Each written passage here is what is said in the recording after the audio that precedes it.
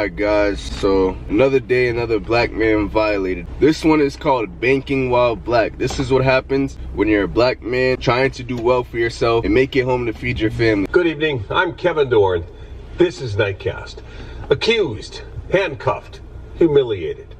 Tonight, 5 Investigate shows us what happened to a young black man in Columbia Heights who was trying to cash his paycheck. Lawyers and advocates say his experience is part of a national phenomenon known as banking while black. That man tells investigative reporter Eric Rasmussen he was racially profiled when a manager called police minutes after he walked into a U.S. bank branch last year. This is a story you will only see on Nightcast. With us in detail about what happened. U.S. Bank, however, would not go on camera. It settled with Morrow after we started asking questions, but we were still able to obtain police body camera video of that incident that the bank does not want you to see. When police got the call to a busy U.S. Bank branch in Columbia Heights last year, a call for a fraudulent check and a suspect posing a threat. How's it going? This is how they found 23-year-old Mississippi native Joe Morrow sitting in a chair in the bank manager's office, leaning back with his hands folded. Police blurred out branch manager John Asquith, as state law requires, because he did not want us to see or hear him in the video. Morrow wanted everyone to know what happened. I just got through working like 12 hours, I think. His job at UNFI, a grocery supplier better known as Super Value in Hopkins. Closer to home, Morrow stopped here at U.S. Bank in Columbia Heights to cash his paycheck for $900. Despite having an account, that simple transaction was anything but. And they was all looking at me and just staring at me. And then looking at the check and then staring at me again, like now I'm already knowing like what they thinking, the check fake. The manager, he came over and said, "Joe Morrow, your check fake." And I said, "What?" He said, "You people are always coming in here with fake checks." Who do you think he meant? Black people. I work there, bro. And I'm a recruit, bro. Morrow continued pleading his case with Police Sergeant Justin Pletcher in the room. Morrow's claim of racial profiling immediately met with this warning. Joe, I need you to calm down, first of all, okay? Don't say anything stupid, because you're just going to get arrested for it, all right? Still sitting in the chair as the sergeant held his ID in his check, Morrow insisted it was the bank who owed him an explanation. I just want my paycheck, man. Everybody talking about this a fake check. That ain't a fake check. I work there. We can confirm that. 2 minutes later, What's the name? Joe. a second officer arrives and the bank manager asks police to take Morrow to an adjacent office. The manager told the officer, like, "Can you get him out of my office? He might touch anything on my desk."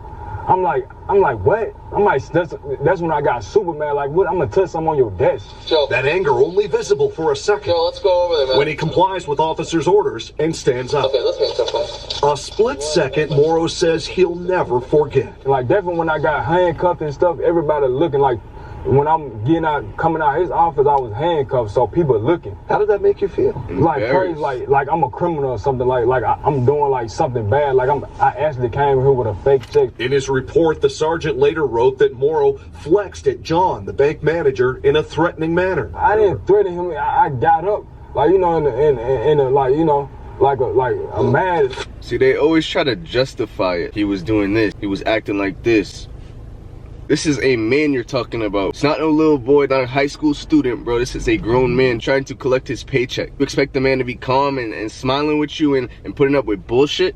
Do you have anything on you that could hurt harmful to anyone? Still handcuffed, Morrow offered more evidence of his innocence. You have a man handcuffed. Neil said what day it started and all that, and how many hours I worked, all that. I could have came here and showed them that. According to the police report, the bank manager said he'd received a lot of fraudulent checks using the UNFI logo.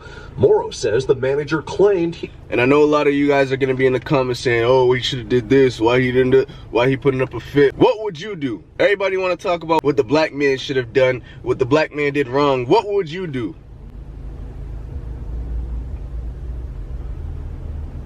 Exactly. I want to see how quiet and cool and cooperative you are when that shit happens to you. Already called the company and confirmed the check was fake. So, who do we need to call? But this body camera video shows the bank manager did not actually make that critical call until after Morrow was already in handcuffs. That's a lie, see? The check numbers. Morrow's employer confirmed the check was in fact real. There's no question. You have a man handcuffed. This would never happen. 5 Investigates showed the video to a community leader. Are you seeing that okay? I am. The founder of a nationally recognized implicit bias training program for police. But this is Minnesota. This is not who we are. And University of Minnesota professor Samuel Myers Jr. In 2015, he authored this study of discriminatory practices at banks in the Twin Cities, and he's focused on racial disparities in financial transactions for 35 years. I wish I could say that this was an abolition. I wish we could say that this was an outlier. This is normal. But it happens a lot. Myers, who is deaf, So this is it here.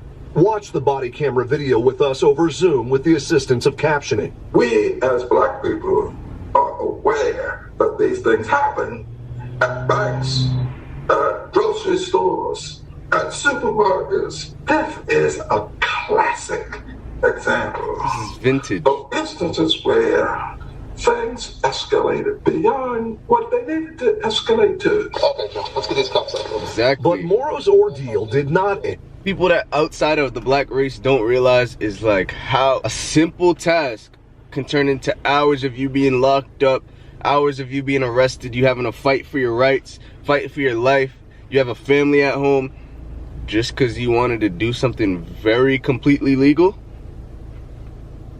When the handcuffs came off. So can I talk to you, man to man, real quick?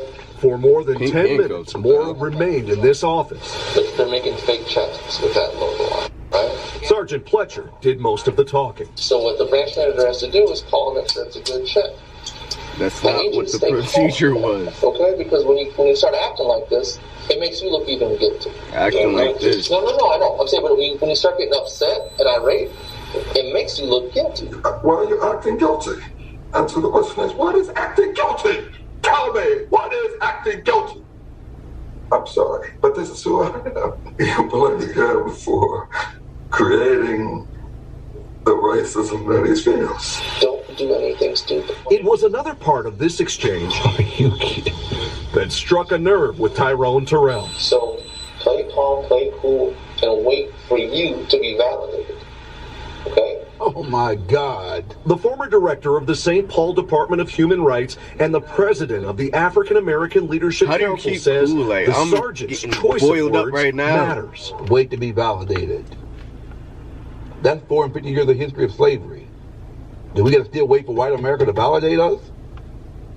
Come on. Columbia Heights police declined our request for an interview, but in a statement, Chief Lenny Austin said his department reviewed the incident and found the officers' actions were reasonable and they conducted themselves professionally. And if you feel it's a racist thing, okay? If this is a white woman, Sergeant that whole office would be, yeah, on their toes, bro. Fuck.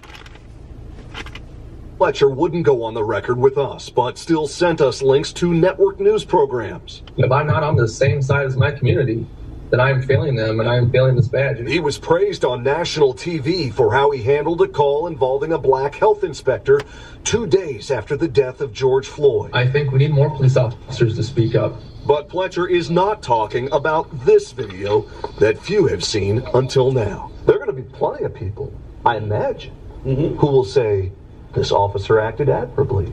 He spoke calmly. He told him to calm down. Plenty of white people. I'm looking through the lens of a black man who dealt with too many of these cases. Was the flinching, so-called flinching, visible in the video? Well, I'll take you back to it. Lori Friedel is a professor at the University of South Florida and the founder of the Fair and Impartial Policing Training Program. I did not discern anything in the video that showed Mr. Morrow as being threatening. Maybe they saw things that I did not see, or maybe this could be related to one of the implicit. Alright, I'm gonna break it to you guys. Not all white people, but white people suck at looking at things through a different lens. They cannot look through a black man's lens and feel how he feels because they've never experienced it. But it's crazy how they don't do that with feminism, with gay, with lesbian, with pansexuals. That's very understandable, right? But when it's a black man facing racism and false imprisonment, oh no, that was conduct. That many of us see more threat in people of color. Friedel commended the sergeant for doing what she called a debrief with Morrow and advising him that he could file a complaint against the bank. That's not research, that's fact. You know, when you've had an interaction, sometimes it can be very tension reducing to sit down with the person and say, okay, this is what was going on. But that tension still apparent a year later. No, I'm a little nervous with the cameras, but yeah. When Morrow sat down with us for this interview. By that time, his lawyer had sent 2 letters to U.S. Bank demanding a settlement and an explanation. They've never taken any accountability. They've never truly apologized to Mr. Morrow. In October, U.S. Bank declined our request to interview manager Asquith or anyone else with the bank, and instead sent us this statement saying, U.S. Bank is committed to fairness toward everyone we serve regardless of race, adding, we dispute the facts as they're being portrayed to you. 2 weeks later, the bank quietly reached an undisclosed settlement, meaning no one with U.S. Bank or Morrow can ever talk about what happened here again. Hey, Joe, man. I'm sorry you had to go through this, man. Any additional apology, now confidential. Keep working hard. Again, what's almost lost in all of this is that Joe Morrow was already a customer with U.S. Bank, says he had an account there. We reached back out to U.S. Bank one more time, and last week a spokesperson added that the bank's own internal investigation found nothing to indicate that Morrow's race was a factor in the service he received. Of course, as you heard, lawyers, experts, and advocates are not convinced. They say this is part of what's been called banking while black. And in fact, in the last year, more people have been sharing their stories, Kevin. We'll hear from some of them tomorrow and look at what's being done about this. Eric, your reporting is important. Alright, since that's the case, I will shut up. I'll delete this whole channel. If I see footage of them doing the same procedure to a white man in handcuffs, tell him to calm down, alright?